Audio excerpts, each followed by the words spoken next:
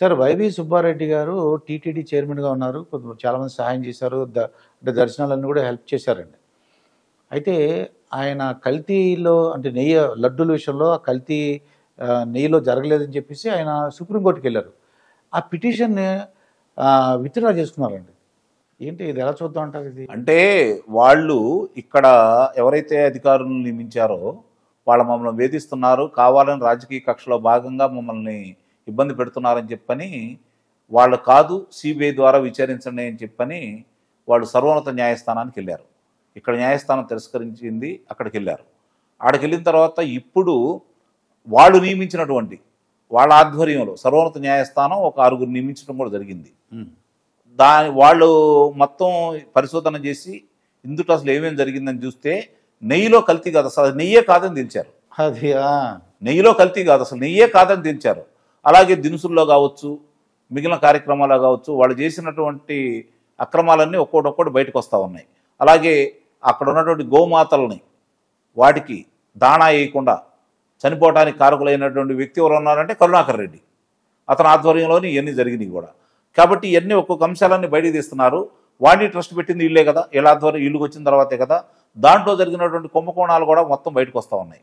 500 రూపాయలు మాత్రమే తిరుమల దేవస్థానానికి ఇచ్చేసి వాణి ట్రస్ట్ కింద 10,000 రూపాయలు దారి మళ్లించిన విధానం కావచ్చు, అవి సద్వినియోగం చేసుకోకుండా దుర్వినియోగం చేసిన విధానం కావచ్చు, ఇవన్నీ కూడా ఒక్కోటి బయటకు వస్తూనే ఉన్నాయి.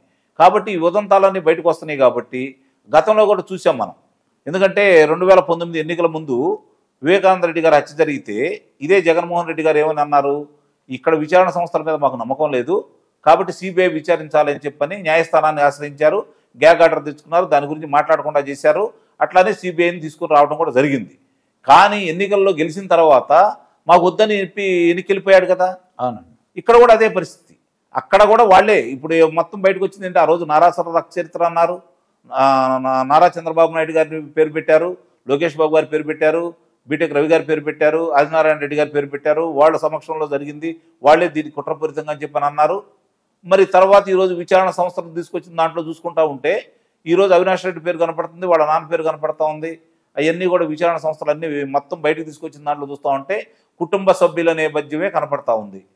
చివరికి సునీతారెడ్డి గారు కుమార్తె డాక్టర్ సునీతారెడ్డి గారు తండ్రి మరణం మీద అనుమానాలు వ్యక్తం చేయకపోతే అది గుండెపోటుగానే చిత్రీకరించేసి కన్నం కూడా చేసేవాళ్ళు.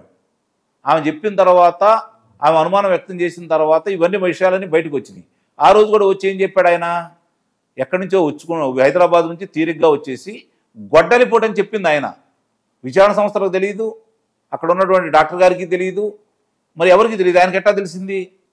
కాబట్టి ఇవన్నీ కూడా దృష్టిలో పెట్టుకున్న తర్వాత ఈరోజు అదే విధంగా 2 పర్యాయాలు ఆయన చేశాడు. 4 సంవత్సరాలు తిరుపతి దేవస్థానానికి ఆయనే వ్యవహరించాడు వైవి సుబ్బారెడ్డి గారు.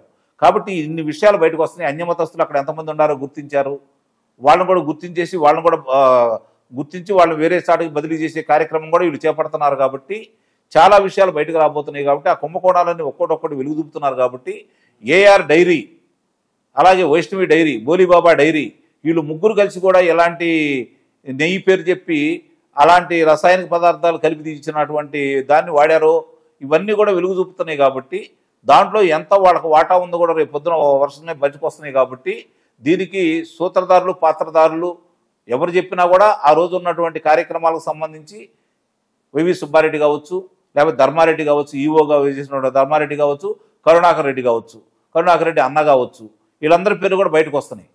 వాళ్ళందరూ కూడా దేవుని భక్తులు కూడా కాకపోయినా కూడా ఆ తిరుపతి దేవస్థానాన్ని అపవిత్రం చేయాలని చెప్పని, భక్తులు రాకుండా చేయాలని చెప్పని వీళ్ళు చేసినటువంటి యొక్క కుట్రలన్నీ కూడా ఈరోజు ఛేదించి ముందుకు తీసుకెళ్తున్నారు. కాబట్టి బిఆర్ నాయుడు గారిని నియమించిన తర్వాత ఆయన అక్కడ స్థానికుడు కాబట్టి, ఆ దేవదేవుడికి అపారమైనటువంటి భక్తి ఉన్న వ్యక్తి కాబట్టి, చంద్రబాబు నాయుడు గారు తొలి భక్తుడు కాబట్టి వాళ్ళిద్దరూ కూడా దీన్ని ప్రతిష్టాత్మకంగా తీసుకొని తిరుపతి దేవస్థానం నుంచే ప్రక్షాళన చేయాలని చంద్రబాబు నాయుడు గారు ఇచ్చిన మాట ప్రకారం ముందుకు తీసుకెళ్తున్నారు. కాబట్టి ఈ విషయాలన్నీ బయటకు రాబోతున్నాయి. కాబట్టి న్యాయస్థానం ముందు వాళ్ళు చెప్పిన మాటని వెనక్కి తీసుకుంటున్నారు అంటే అర్థం చేసుకోవాలి ఏం జరుగుతుందో, ఏం జరిగిందో.